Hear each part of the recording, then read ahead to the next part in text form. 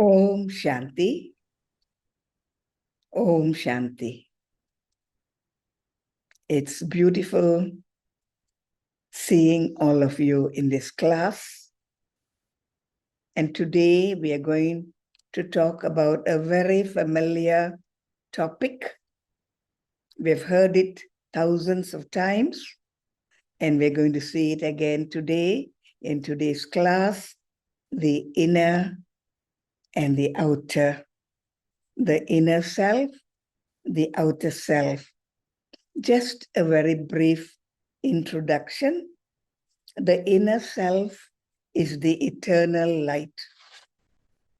It is the seat of awareness. It has values, virtues, powers, which we call sanskaras. It has original qualities, and because it has gone through the long journey of so many births, it has also acquired qualities. The inner self, eternal awareness, light with sanskars. Now the outer, it is temporary, and then it also has a bodily name which can change, temporary, gender can change, culture change, language, identity, ego, and so on.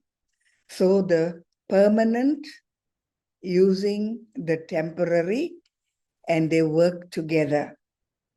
If they don't work together, there is conflict within the self. So what is conflict? How do they work? And how does Baba talk about these two things, the soul and the costume, in the Murlis? So let us get into it.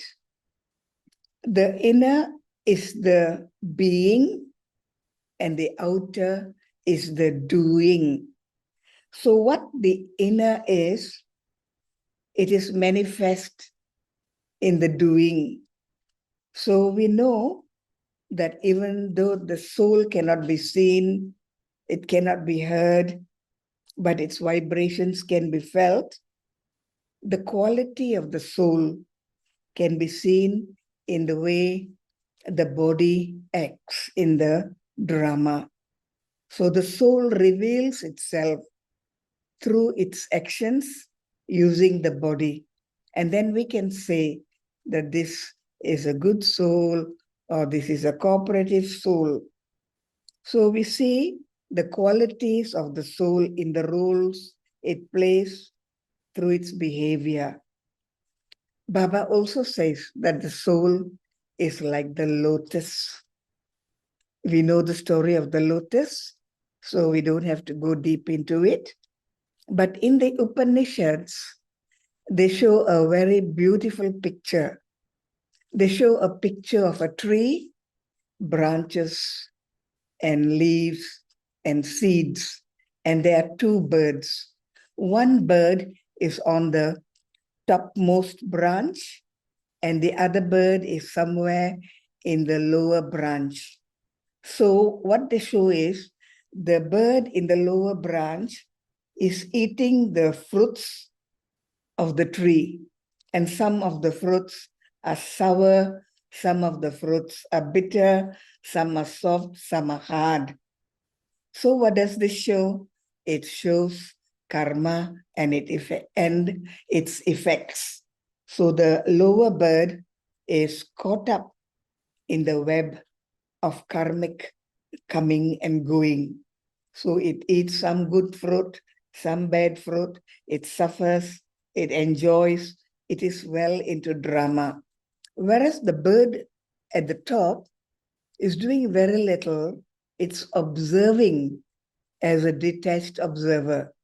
And so it understands how much it has to get involved in the physical drama, how it can be free from karmic traps.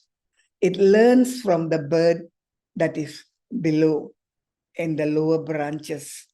So the bird at the top is a learner, is a detached observer, can be a yogi, can be a meditator, whereas the bird in the lower branch is excited and jumping into doings and getting shocks. So this is what is shown in the Upanishads. And I think it's a very beautiful way of showing how karma affects us.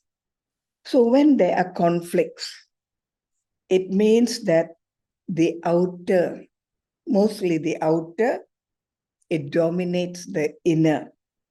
So we have to live from the inner to the outer and not the other way around. One beautiful example where the inner acts in the outer in a very natural, beautiful way. The example is that of a mother who has given birth, how she cares for the child from inside and outside. It's natural, it's beautiful, it's real, it's soft, it's caring, it's loving, it's nourishing, it is nursing, it is consoling, it is giving security, so many things when the inside and the outside work together. What happens when the inside and the outside don't work together? Let me give an example of a retired person. Say this person was in a high position, maybe a doctor or a judge or somebody holding a high position, but now he is retired. So he is no more that very important person. He is retired. He's in his home. Nobody looks for him. Nobody asks for him. He doesn't have to give anyone any advice. He doesn't have to tell anyone anything. And so he comes into a depression. Post-power syndrome, we call it. This retired person comes into a depression. Why? His outer role is so dominating in his being, inner and outer, that his inner being is lost and the outer being is no more active in that role. And so he comes into stress, he comes into hopelessness, and then he becomes diseased.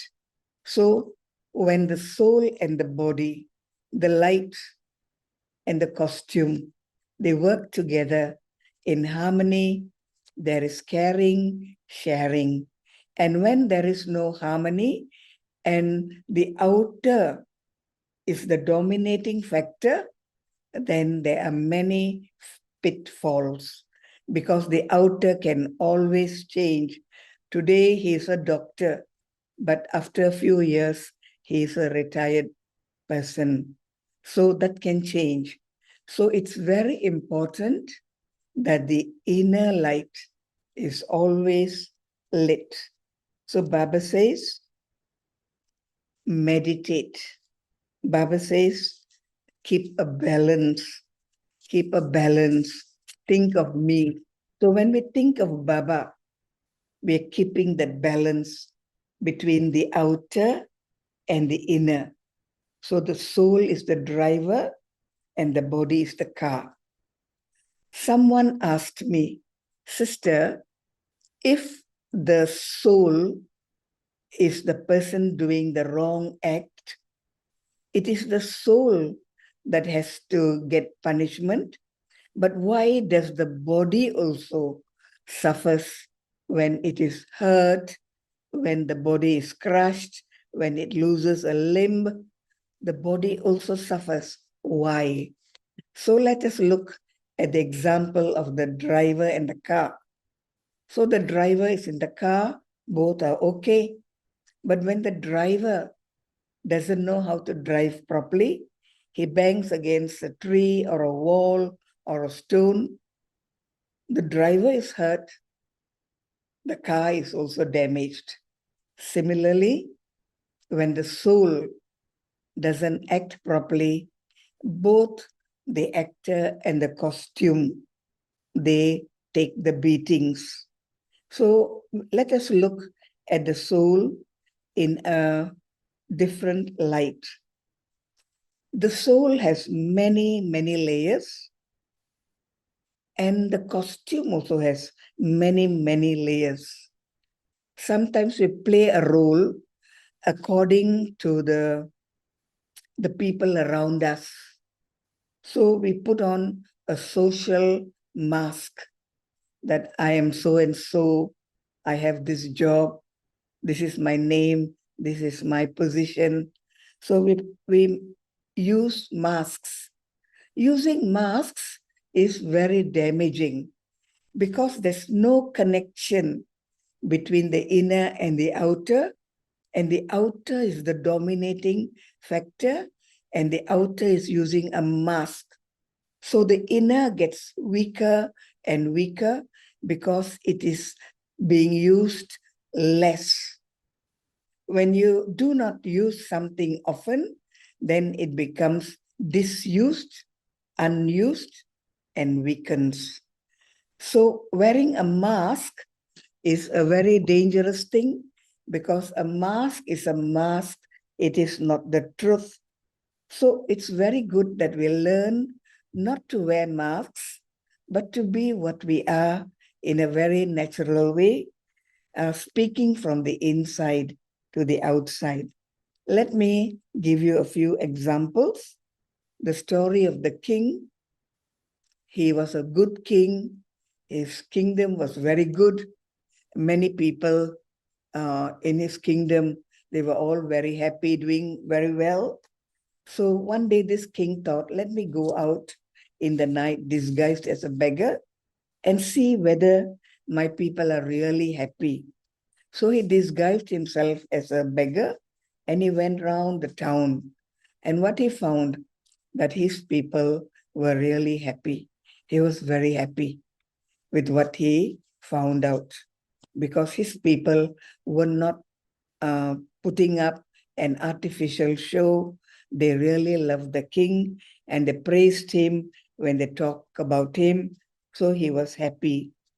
Another story can be about the diamond in the dust. So for a normal person, we see a stone in the dust and we don't bother to pick it up because it's just a stone covered with dust.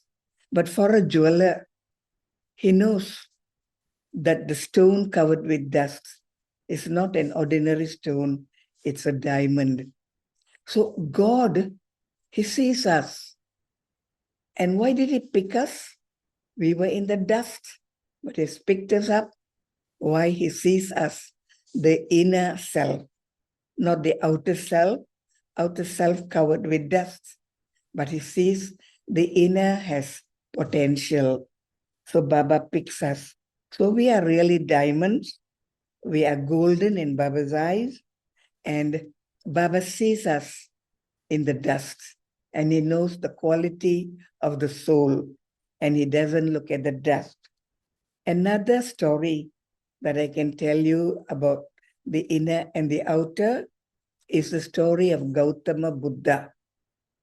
Many people used to scold him and criticize him for his behavior, that he left the kingdom, left his family, left his parents, left his responsibility, and ran away. But Gautama Buddha's inner self was very strong. And so whatever the people on the outside spoke to him in a physical language, that which they spoke never went into his inner being.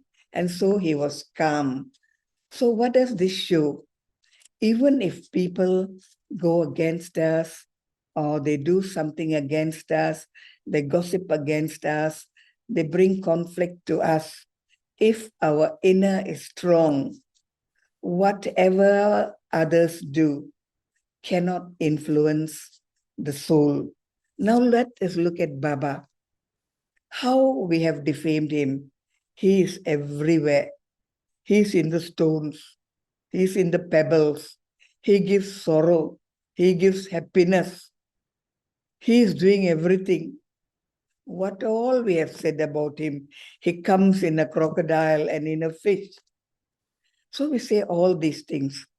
Does it affect Baba?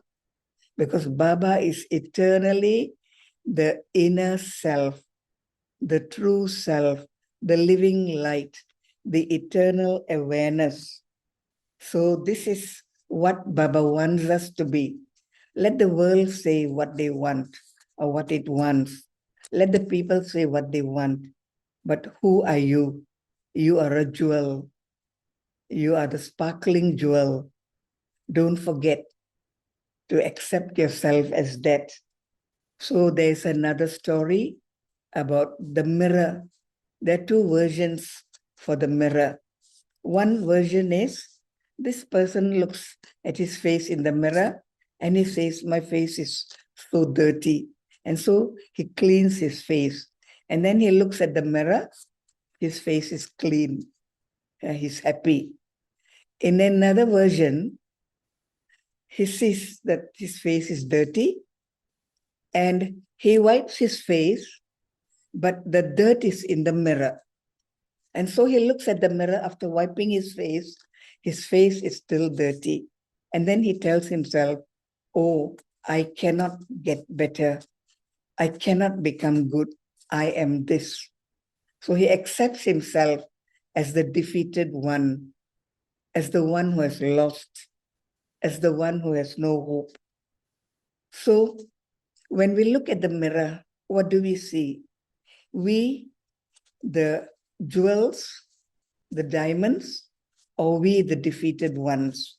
So whenever you look at the mirror, say, I, the inner being, I'm a king, I'm successful, I'm healthy, I'm positive, I'm a winner, I'm a Maharati. Always keep telling this to yourself to enhance the beauty of your inner being. Now, when we look at the karma of the body, there is a story about a statue, marble statue, very beautiful. And many people come to appreciate this marble statue. But the marble statue remembers how it was taken down from the mountainside, how it was dragged down all along the road and it was put onto the lorry and then taken to the factory, how it was sculptured, how it was ground, how it was beaten, how it was shaped, how it was polished. It remembers all the difficulties that it went through. And then it says, this is the result of my karma. The result of my karma. And so it remembers that it has gone through all those difficulties, and that is why it's like that. Somebody asked Daddy Prakash Mani, how did you become a daddy? And then she said, I was in the sun, yeah, and I was scorched in the sun. And when I was ripe, they cut me, they crushed me, they ground me into a flour, and then they put water into me, and they kneaded me, and then they made balls out of me, and then they rolled me, they put me in the boiling water, in the boiling oil, and now I am this chapati or this puri. That's how I became a daddy. So every Maharati, every winner who gets a good name has gone through the mill, has gone through a lot of happenings, but the inner being never ever gave up. So Baba says, because of your faith and your determination and your continued effort to fight for the truth, you become a rider on the elephant. You become a Maharati. So, how can I become beautiful from the inside? I have to learn how to keep myself happy in the inside, more on the inside than on the outside. Now, in the Gita, Baba talks about the Gita, and Baba says the Gita is the jewel of all the scriptures. And then Baba says, in the scriptures, there's only a pinch full of salt in a sack full of flour. So very little truth. And then Baba says, the first big mistake they made is in the Gita, where they put the name of the son instead of the father. Not the father's name, Shiva, but the son's name, Krishna. But in the Gita, let's look at this Bhagavad Gita that Baba often talks about.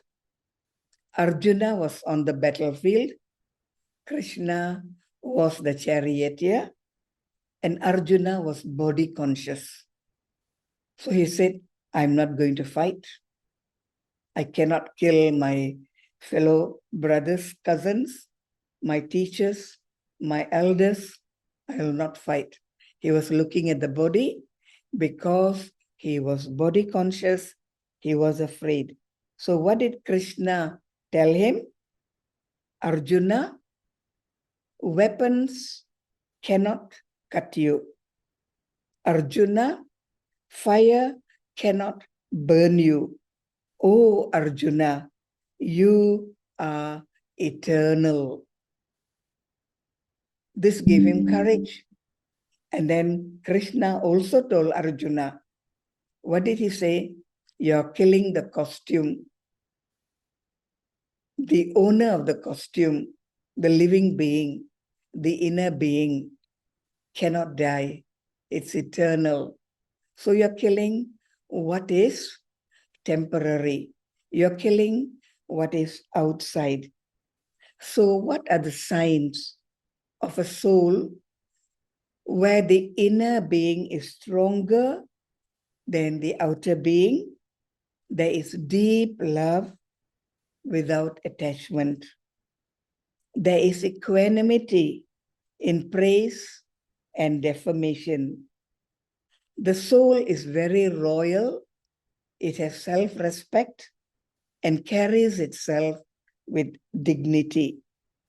It does not take sorrow and it doesn't give sorrow. It sees with the two eyes and also with the third eye. So it can see the physical and the non-physical. And therefore its understanding is more. It sees the bodiless soul in the body. Sign of a soul whose inner self is very strong. That soul does not say I and mine. It looks at everyone as one family of lights. Example, it always gives good wishes and pure feelings. It communicates more with vibrations, more than words and actions. A soul that is strong inside communicates more with vibrations. Another word for that is mansa seva, service through the mind, service through thoughts, service through awareness, service through meditation. So it communicates with the outside world more with vibrations, with light, with good wishes. It sees the soul in its purest form without the dust of the outer body. The soul is genderless and therefore it sees everyone as brothers, equal brothers belonging to one global family. So the karma it performs is good, and therefore it acts as a lighthouse. You know what a lighthouse is? It helps ships to steer away from dangerous waters, dangerous rocks.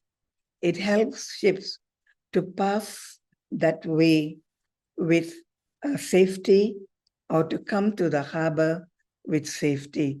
It's giving light, it's giving light, it's serving, serving, serving day and night non-stop. And yet, when you look at the lighthouse, every day it gets beating from the waters of the sea, the waves splashing against its sides, the winds, the storms, the hurricanes. The lighthouse stands strong, stable, unshakable, loving and giving light to passing ships. But at the same time is enduring so much of pain and hurt.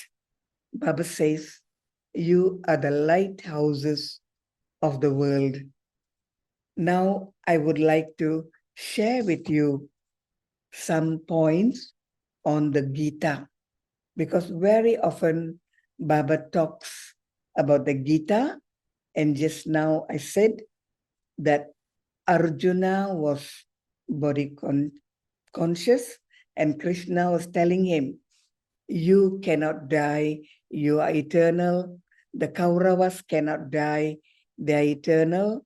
So this is a fight for upholding dharma, your responsibility. You have a certain duty to perform, and so you have to perform. So Arjuna wants to know, who are those who do not perform their duty?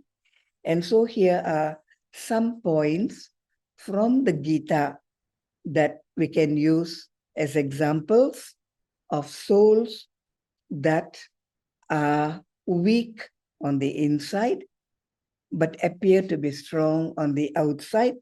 And definitely it refers to the Kauravas. Number one, those who are weak on the inside do not change easily. They are stubborn, they understand the truth, but they are not prepared to follow the truth. Weak ego plays a very important role in this. Are we also like this? Are we sometimes holding on to our egos and unchanging? Are we also stubborn? Baba is telling us so many times, and yet we don't change. So we are talking about the Kauravas, but it can also refer to us, BKs, because even though we are many, many years studying Raja Yoga, some of us do not change at all. The other thing is, a soul that is weak on the inside is manipulative. It doesn't speak the truth. It gives a lot of stories, takes away the truth, and tries to show what is untruth as the truth. So it has manipulative skills. This refers to the Kauravas, but are we like that? Do we tell the truth? Are we manipulative? Do we only speak when it is okay for us? How? How do we act from the inside to the outside? The other thing that is also mentioned in the Gita as well as the Mahabharata Yuddha, there is division. When the inside is weak, bodies get together as one group. So there's division. When the inner is clean and pure and original, unpolluted, pure, there's unity. But when the outside becomes polluted, there is division. caste, language, religion, country, culture, and many others. So now we see in our world today, we are all divided. Why? Because we, the inside, we haven't become okay yet.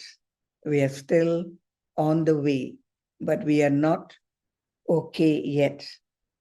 So the soul that is manipulative, it divides, it doesn't change, and it doesn't want to mix with everybody on a same level. It has choices. These are my people. We are great. You are from there. You are lowly. You are no good. So it does not mix with everybody. The soul that is weak on the inside does not mix. So there is no fairness. There is no fairness and there is no justice. All this is from the Gita. When Krishna is speaking to Arjuna, he's talking about all these characteristic traits of one who is weak on the inside. Another one is the one who is weak on the inside is a drainer. He takes your energy, he takes your time, he takes your money, he takes your kingdom, he takes, and he's never satisfied. Another sign of a soul that is very, very weak on the inside. So these are the signs of the Kauravas. But are we also like this? Are we taking and taking and taking from Baba? Are we mixing with everybody as equals? Or are we saying, this one is my friend, or this one is from my village, so I like them better, and not you? Are we like that? The other thing is, they cling on to people as the savior. They don't cling on to God. So they cling on to name, fame, property, status. So they cling on to things or people as their savior and not to God. So they are not God-loving. They are not God-loving. They make people and things their, what shall I say, their support.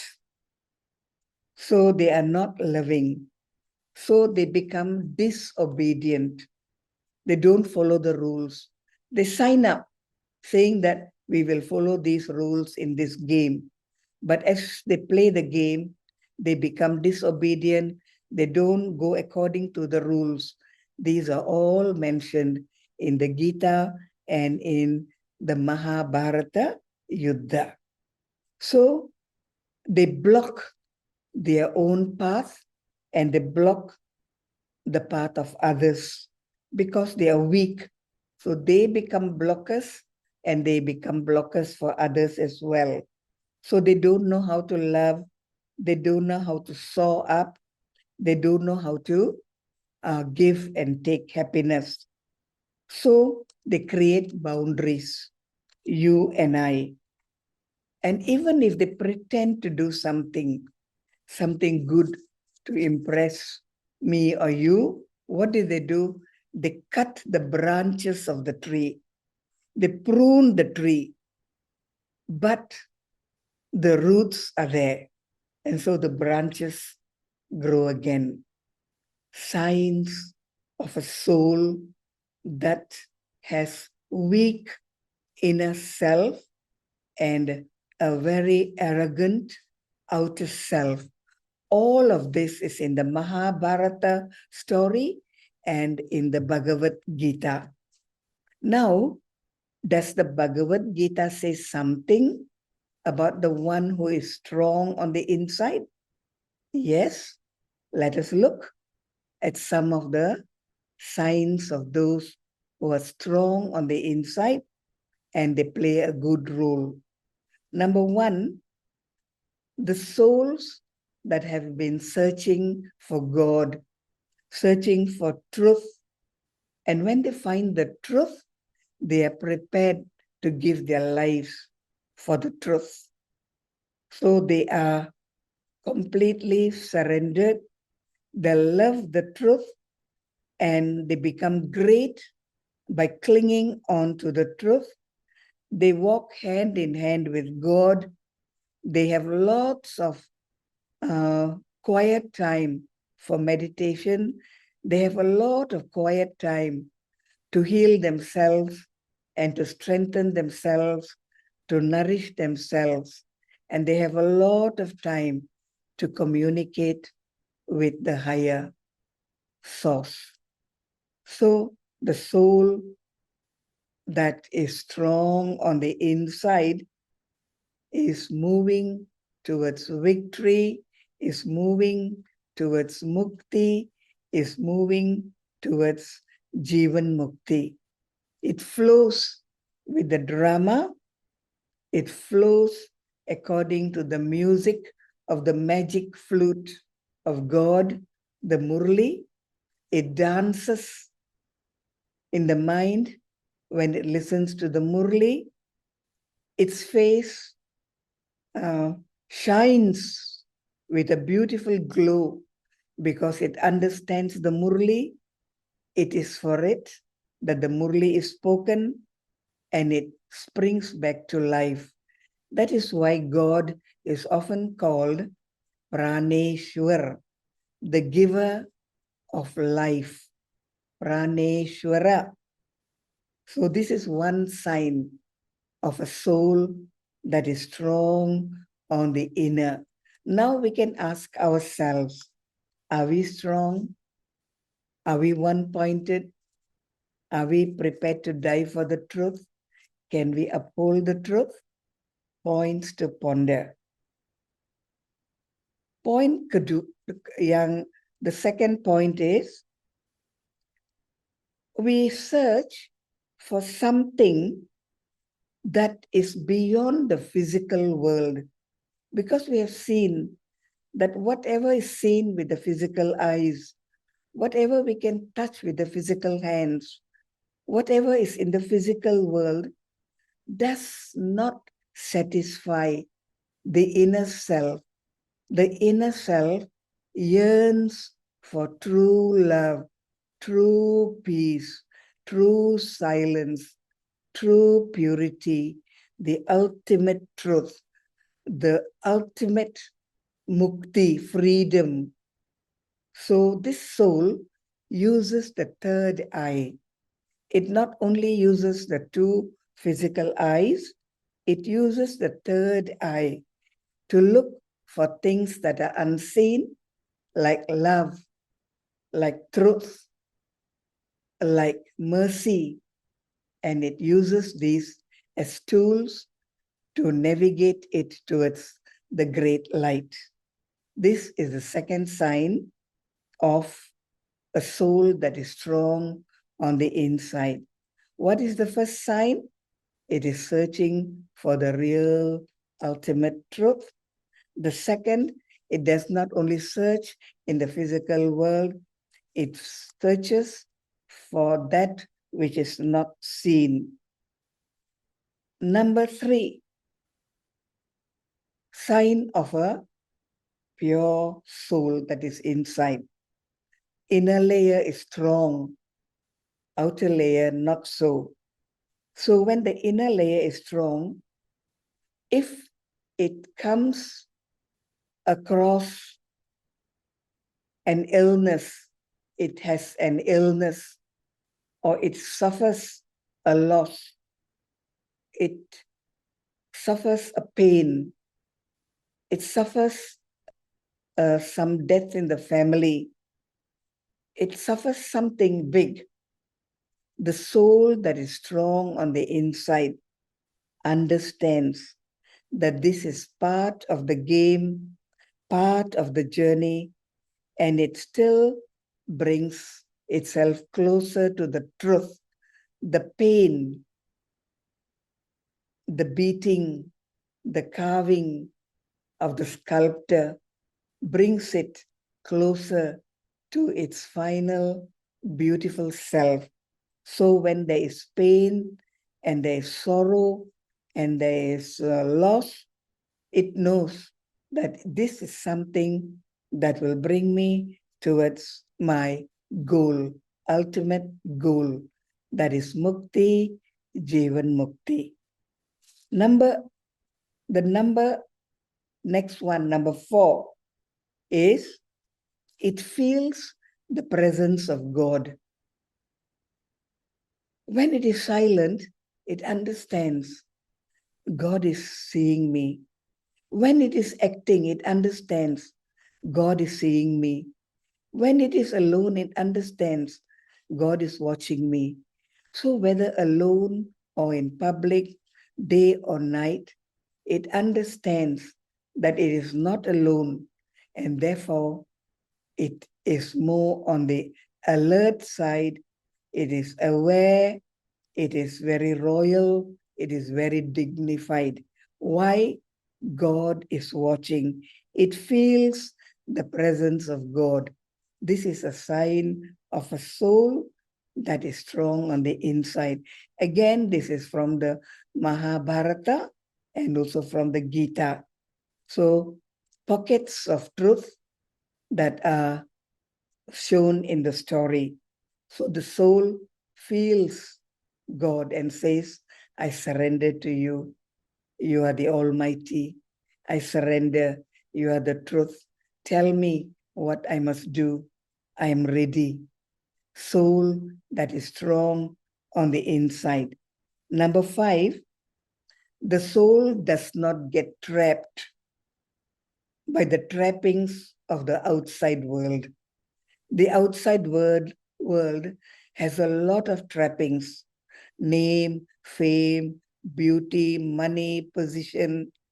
It does not get trapped by all those worldly traps. People come to it, people give it, people call it, people donate it, but this soul gets far away from all these traps. It is ever free, always in mukti, not in bandhan, not in burden. It's always a soul that is in mukti. It doesn't get trapped. Once it gets trapped, then it has to find ways to get out of the trap, wasting time, money, energy. So it does not get trapped in any of the worldly pulls. So that is the sign of a soul that is strong. Another sign of a soul that is strong is, even if it wants to forget God, it cannot. Sometimes we love our mother, or we love our life partner, or we love our child or grandchild so much that even if we want to forget them, it's almost impossible to forget them. Similarly, a soul that is strong on the inside, if it really loves truth and God, the ultimate truth, the ultimate savior, the ultimate purity, it cannot forget God. In fact, forgetting is hard, remembering is easy. Sign of a soul that is strong on the inside. Number 7, the soul is very tender. It doesn't become hardened by the worries of the world, by the problems of the world. Sometimes we get very hardened. So we become like dispassionate. We become immune to the suffering of others. But a soul that is really strong on the inside and loves God, it feels like God. It feels the way God feels. And therefore it is very compassionate, it helps others. Story of such a soul in the Mahabharata is the story of Draupadi. Draupadi always remembers Krishna in good times and bad times, yeah, in pain and as well as in happiness. And so when she was in pain, when she was being stripped of her saris and her clothing, she remembered God and God came. This is our story. If we remember the highest on high with a deep love and deep honesty, very hard to forget him. We are strong on the inside. We love him with all our heart. We are prepared to do anything to make his worldly task a success.